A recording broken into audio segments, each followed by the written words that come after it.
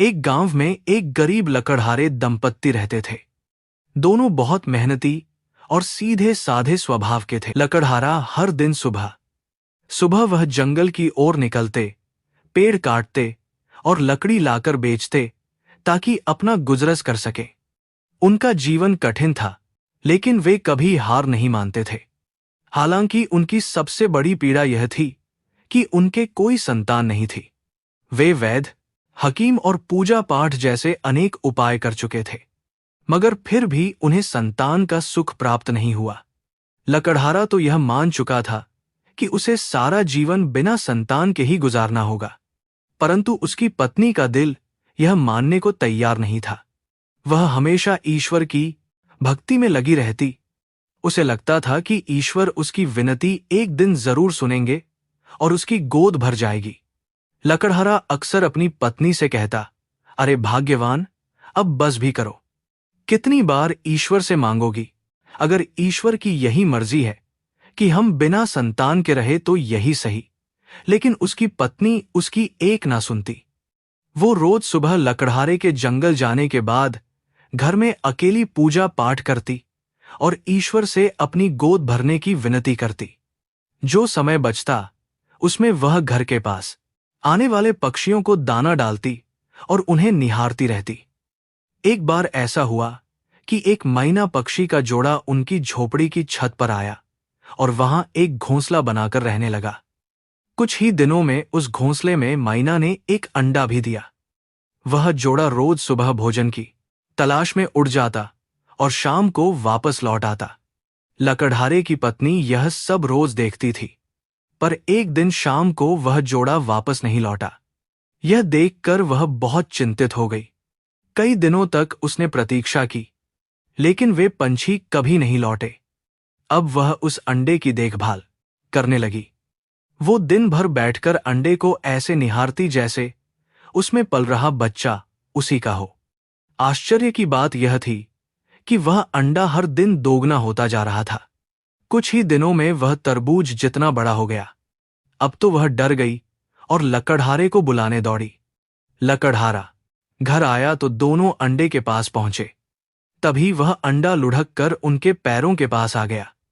लकड़हारे ने डरते हुए जैसे ही उसे हाथ लगाया, वह अंडा फट गया और उसमें से एक सुंदर प्यारी सी छोटी बच्ची निकल आई। लकड़हारे की पत्नी उस बच्चे को देखकर बहुत ही खुश हुई और तुरंत उस बच्चे को अपने सीने से लगा लिया, क्योंकि वह लड़की मैना की बेटी थी। इसलिए लकड़हारे और उसकी पत्नी ने उस लड़की का नाम मैनावती रख दिया और उसे अपनी बेटी बनाकर उसका पालन पोषण करने लगे। दोनों पति गरीबी में भी मैनावती का बहुत ही अच्छे से ख्याल रखते। मैनावती को देखते वे फूले नहीं समाते थे। अब उनका समय बड़ी खुशी पूर्वक बीत रहा था। अब मैनावती बड़ी हो रही थी। मैनावती बड़ी होकर सर्वगुण संपन्न और बहुत ही सुंदर हो गई थी। वह इतनी सुंदर थी कि उसे जो भी देखता बस देखता ही रह जाता। एक बार की बात है, मैनावती अपनी सखियों के साथ मेला देखने के लिए गई।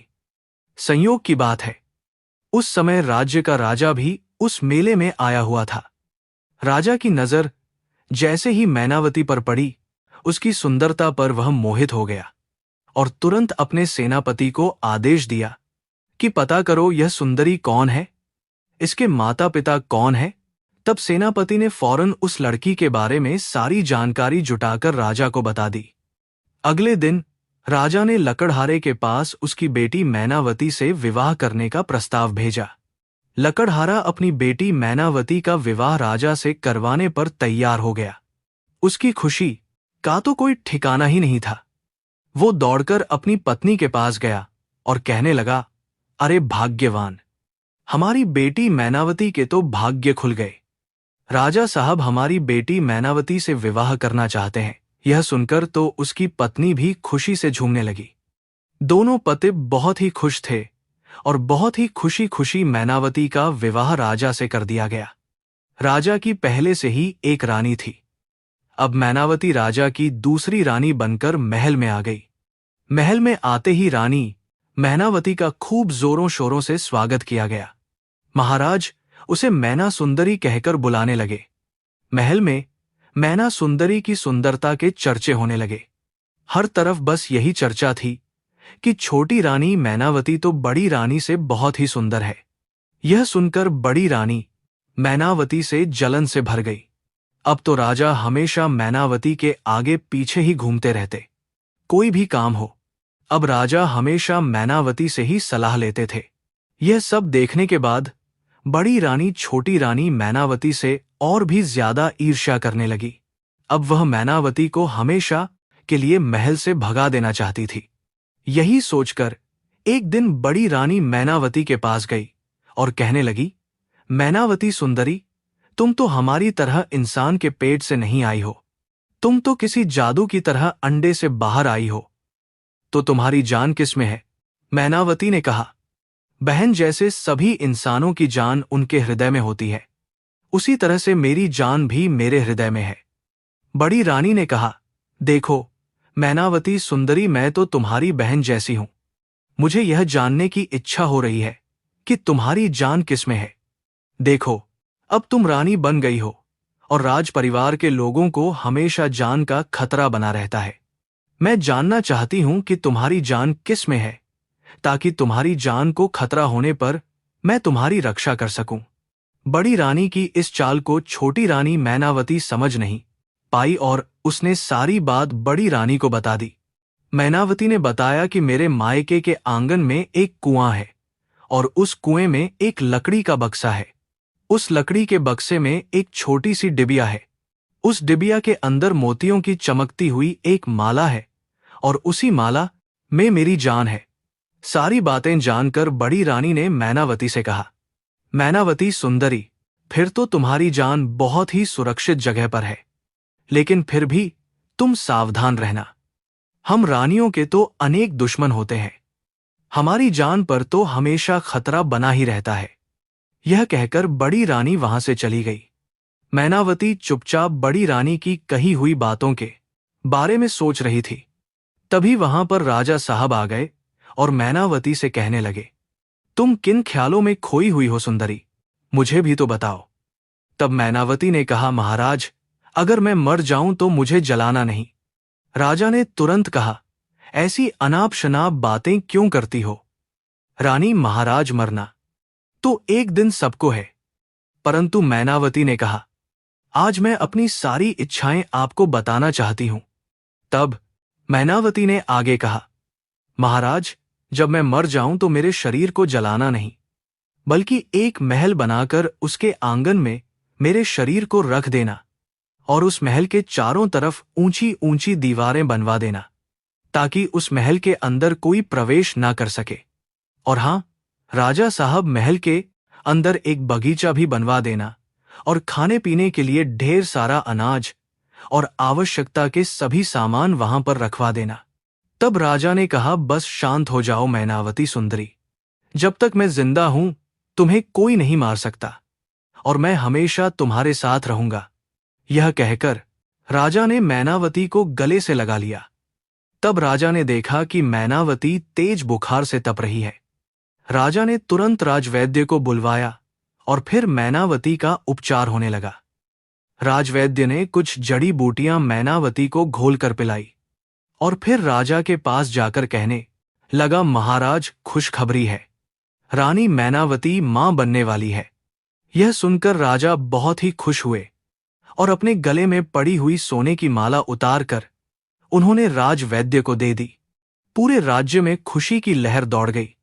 राजा की यह पहली संतान थी, क्योंकि बड़ी रानी को अभी तक कोई संतान नहीं हुई थी।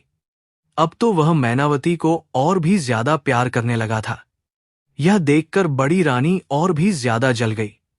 अब तो वह मैनावती को जल्दी से जल्दी राजमहल से हटाना चाहती थी। तब बड़ी रानी ने अपनी एक दासी को कहा कि तुरंत किसी गोताखोर को बुलाकर लाओ। दासी गोताखोर को बड़ी रानी के पास लेकर आई। बड़ी रानी गोताखोर से कहने लगी, तुम तुरंत मैनावती सुंदरी के मायके जाओ। जब उसके माता पिता घर पर नहीं हो तो मौका पाकर उसके घर में घुस जाना। घर के आंगन में एक कुआं है और उस कुएं में लकड़ी का एक बक्सा है। उस बक्से के अंदर एक छोटी सी डिबिया है। वो डिबिया निकालकर मेरे पास लेकर आओ। मैं तुम्हें मोह मांगा इनाम दूंगी, लेकिन ध्यान रहे अगर तुम इस कार्य में असफल रहे या फिर किसी को कानों कान पता लगा तो मैं तुम्हें जान से मरवा दूंगी। रानी का आदेश पाकर गोताखोर तुरंत मैनावती सुंदरी के मायके चला गया और मौका पाकर जल्दी ही गोताखोर ने घर के आंगन के कुएं से लकड़ी का वह बक्सा निकालकर उसमें पड़ी हुई छोटी सी डिबिया को निकाल लिया। जैसे ही वह डिबिया बक्से से निकली, मैनावती सुंदरी की तबीयत खराब होने लगी। गोताखोर ने वह डिबिया महल में आकर बड़ी रानी को दे दी। इधर मैनावती सुंदरी की तबीयत और भी ज्यादा बिगड़ गई थी। उसकी सांसें ऊपर की ऊपर और नीचे की नीचे रहने लगी। बड़ी रानी उस डिबिया में से मोतियों की माला को निकालकर अपने गले में पहनकर जोर जोर से हंसने लगी, क्योंकि अब मैनावती सुंदरी की जान उसके हाथों में थी। बड़ी रानी के माला पहनते ही मैनावती मूर्छित हो गई। राजा ने तुरंत राजवैद्य को बुलाया। राजवैद्य ने मैनावती को देखकर कहा, महाराज, हमारी रानी मैनावती अब इस दुनिया में नहीं रही, उनकी मृत्यु हो चुकी है। इतना सुनते ही राजा फूट फूट कर रोने लगा। पूरे महल में मातम सा छा गया। थोड़ी देर बाद राजा का मंत्री उनके पास आया और बोला, महाराज, अब रानी मैनावती के अंतिम संस्कार का समय आ गया है। उनके शरीर को जलाने की तैयारी करनी चाहिए। राजा ने कहा, मंत्री जी नहीं, हम मैनावती के शरीर को जलाएंगे नहीं। नगर के बाहर एक दूसरा महल तैयार करवाओ। उसके आंगन में रानी मैनावती को सिंहासन सहित रखवा दो। उस महल को चारों तरफ ऊंची ऊंची दीवारों से घेर दो ताकि उसके अंदर कोई प्रवेश ना कर सके। साथ ही महल के अंदर ढेर सारा खाने पीने का सामान और सुख सुविधाओं की सारी चीजें रखवा दो। यह हमारी मैनावती की अंतिम इच्छा थी। मंत्री राजा की बातें सुनकर हैरान था, परंतु उसे राजा के आदेश का पालन करना था। नगर के बाहर मैनावती का एक बड़ा सा महल बनवा दिया गया और उसे ऊंची दीवारों से घेर दिया गया। उस महल के आंगन में मैनावती को सिंहासन सहित बिठा दिया गया और साथ ही ढेर सारा खाने पीने का सामान तथा सुख सुविधाओं की चीजें महल में रख दी गई। मैनावती की मृत्यु पर बड़ी रानी राजा की दूसरी पत्नी बहुत खुश थी, लेकिन राजा उनकी मौत पर बहुत दुखी था। उसका मन किसी काम में नहीं लग रहा था। वह हमेशा मैनावती की यादों में खोया रहता। एक दिन राजा ने सोचा, मैनावती ने आखिर अपने शरीर का अंतिम संस्कार करने से मना क्यों किया था? क्या वह फिर से जीवित होकर लौट आएंगी? परंतु फिर राजा ने सोचा कि मरे हुए लोग कभी वापस नहीं आते। राजा मैनावती की याद में उनके महल के चारों ओर रोज चक्कर लगाया करता था। एक दिन राजा ने उस महल के अंदर से एक बच्चे के रोने की आवाज सुनी। राजा हैरान था कि महल के अंदर बच्चा कहां से आ गया। बच्चे को देखने के लिए राजा महल के अंदर घुस गया। तब राजा ने देखा कि मैनावती का मृत शरीर आंगन में रखे हुए सिंहासन पर पड़ा हुआ है और उसके बगल में एक छोटा सा बच्चा रो रहा है। राजा ने जैसे ही बच्चे को अपनी गोद में उठाया, बच्चा चुप हो गया। थोड़ी देर तक राजा की गोद में खेलने के बाद वो बच्चा सो गया। राजा ने उसे मैनावती की बगल में सुला दिया और महल से निकल गया। अगले दिन राजा बच्चे को देखने फिर से महल में आया। उसने देखा कि बच्चा आंगन में खेल रहा था। राजा ने बच्चे को अपनी गोद में उठा लिया। बच्चा खेलने लगा और फिर राजा की गोद में ही सो गया। राजा ने उसे फिर मैनावती के पास सुला दिया और चला गया। अब यह राजा का नियमित काम बन गया। वह रोज बच्चे से मिलने महल में आता, उसके लिए खिलौने और खाने पीने का सामान लाता। कुछ देर बच्चे के साथ खेलने के बाद वह उसे मैनावती की बगल में सुलाकर वापस चला जाता। धीरे धीरे समय बीता और बच्चा बड़ा होने लगा। वो बोलने लगा था और बातें समझने लगा था। एक दिन राजा ने उससे पूछा, बेटा, तुम्हारी मां कहाँ है? बच्चे ने मैनावती की तरफ इशारा करते हुए कहा, यही मेरी मां है। यह सुनकर राजा चौंक गया। वह समझ गया कि यह बच्चा मैनावती का ही है। राजा ने फिर पूछा, तुम्हें रोज खाना कौन खिलाता है? बच्चे ने कहा, मेरी मां। राजा आश्चर्यचकित होकर मैनावती की ओर देखा। वो तो बिल्कुल निष्प्राण पड़ी थी। फिर वह बच्चे को कैसे पाल सकती थी? राजा ने बच्चे से फिर पूछा, बेटा, तुम्हारी मां कब जागती है? बच्चे ने जवाब दिया, मेरी मां रोज रात को जागती है। मुझे ढेर सारा प्यार करती है, खाना खिलाती है और सुबह होते ही फिर सो जाती है। राजा ने कहा, बेटा, आज रात जब तुम्हारी मां जागे तो उनसे एक प्रश्न पूछना। राजा ने कहा, बेटा, आज रात जब तुम्हारी मां जागे तो उनसे एक प्रश्न पूछना। मां, तुम दिन में क्यों सोती हो और रात में क्यों जागती हो?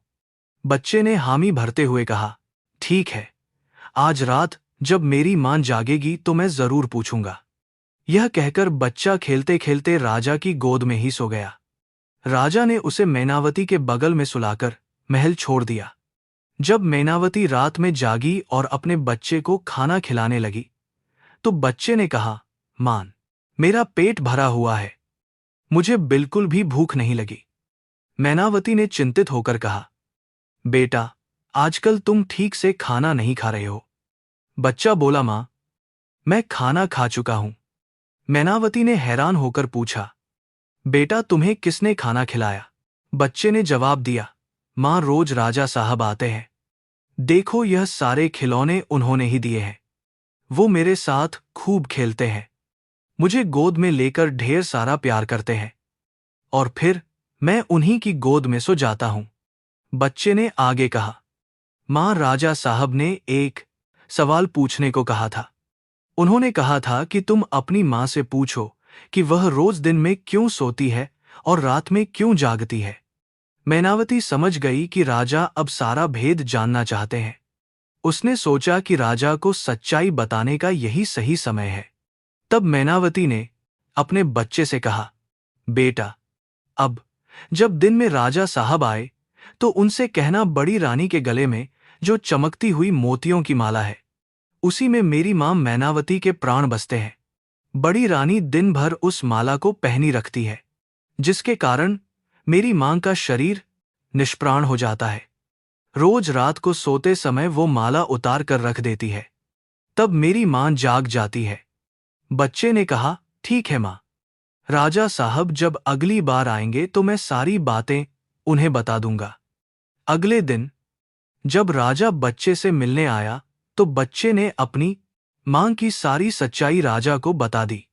राजा समझ चुका था कि बड़ी रानी मैनावती से कितनी ईर्ष्या करती थी और उसे मार डालना चाहती थी। मैनावती की यह हालत सिर्फ बड़ी रानी की वजह से थी। राजा ने फैसला कर लिया कि वह बड़ी रानी को इस अपराध की सजा अवश्य देगा, परंतु इससे पहले बड़ी रानी से वह माला लेना बहुत जरूरी था। राजा बड़ी रानी से माला लेने के लिए योजना बनाने लगा। एक दिन वह बड़ी रानी के पास गया और बोला, महारानी, आपने इतनी भारी मोतियों की माला अपने गले में क्यों पहनी है? इसे उतार कर रख दीजिए। बड़ी रानी झूठ-मूठ का बहाना बनाते हुए बोली, नहीं महाराज, यह माला तो मेरी मां की आखिरी निशानी है, इसलिए मैं इसे हमेशा अपने गले में धारण करके रखती हूं, इसे उतार नहीं सकती। अब राजा को स्पष्ट हो गया कि बड़ी रानी से माला वापस लेना आसान नहीं होगा। उसने उस माला को हासिल करने के लिए एक दूसरी योजना बनाई। अगले दिन राजा फिर बड़ी रानी के पास गया और बोला, महारानी, मेरे एक प्रिय मित्र का छोटा बच्चा है, परंतु उस बच्चे की मां अब इस दुनिया में नहीं है और मेरे मित्र को उसे पालने में बड़ी दिक्कत हो रही है। मैं उसकी सहायता करना चाहता हूं। रानी साहिबा, अगर आप आज्ञा दें तो क्या मैं उस बच्चे को यहां ला सकता हूं?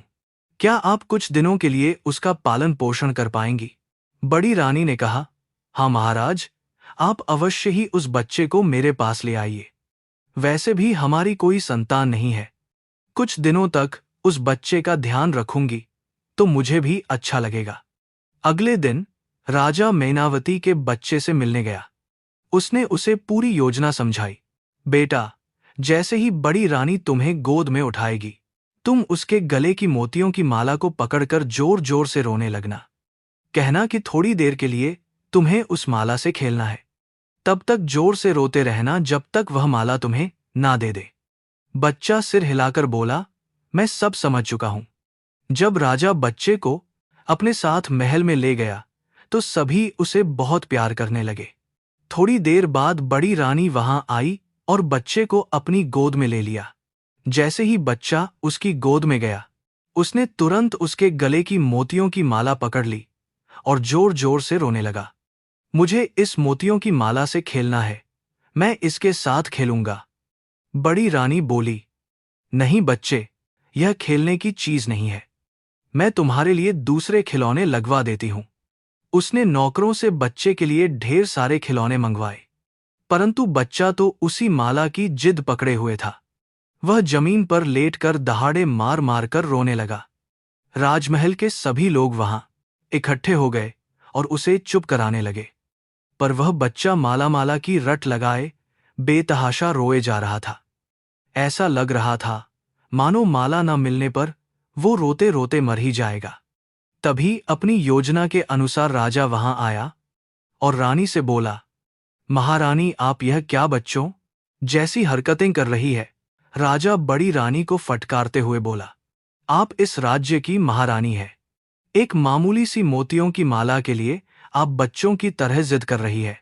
सोचिए, अगर इस बच्चे को कुछ हो गया तो लोग हमारे बारे में क्या कहेंगे, राज्य में आपकी क्या इज्जत रह जाएगी।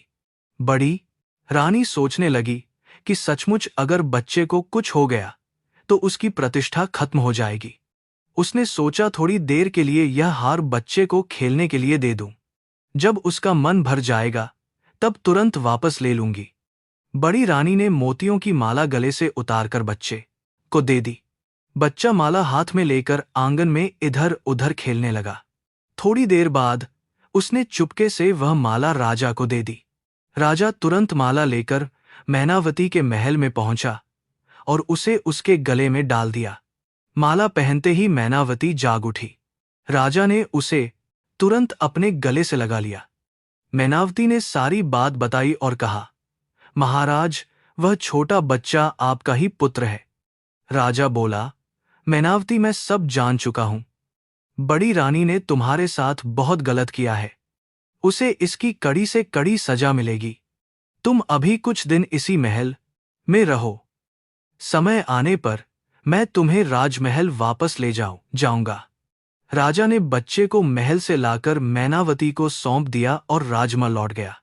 बड़ी रानी ने जैसे ही राजा को देखा बोली, महाराज, क्या आपने उस छोटे बच्चे को देखा है जो मेरी मोतियों की माला लेकर खेल रहा था? अभी तक यही था, ना जाने कहां चला गया, परंतु आप इतनी देर से कहां थे? मैंने सोचा वो आपके साथ गया होगा, पर अब वह भी नहीं है। राजा गंभीर स्वर में बोला, रानी साहिबा, हमारे ऊपर दुश्मनों का हमला होने वाला है, आपकी जान को खतरा है। यह सुनकर रानी डर गई और चिल्लाई, महाराज, मुझे बचा लीजिए। राजा ने कहा, महारानी, मैंने आपको छिपाने के लिए एक सुरक्षित तहखाना तैयार करवाया है, उसमें आपकी सुख सुविधा की सभी चीजें रखवा दी गई है। अब आप कुछ दिन वही छिप कर रहिए। बड़ी रानी ने भयभीत होकर कहा, हाँ महाराज, जब तक आप कहेंगे मैं उस तहखाने में रहूंगी। राजा बड़ी रानी को लेकर तहखाने में पहुंचा। उसने उसे अंदर बंद कर दिया और सारी सच्चाई बताते हुए कहा, तुमने जो मैनावती के साथ किया था उसकी सजा तुम्हें मिली है। अब तुम्हें शेष जीवन इसी तहखाने में बिताना होगा। बड़ी रानी खूब रोने लगी। उसने राजा से क्षमा मांगते हुए कहा, मैं फिर कभी ऐसा नहीं करूंगी। परंतु राजा ने उसकी एक न सुनी और वहां से चला गया। इसके बाद राजा मैनावती के महल में गया। उसने मैनावती और अपने बेटे को रथ में बिठाया और बाजे गाजे के साथ उन्हें राजमहल वापस ले आया। राजमहल में मैनावती और उसके बच्चे का भव्य स्वागत हुआ। राजा ने मैनावती को मुख्य महारानी की उपाधि प्रदान की। अब राजा और रानी मैनावती खुशी खुशी अपने बच्चे के साथ महल में रहने लगे।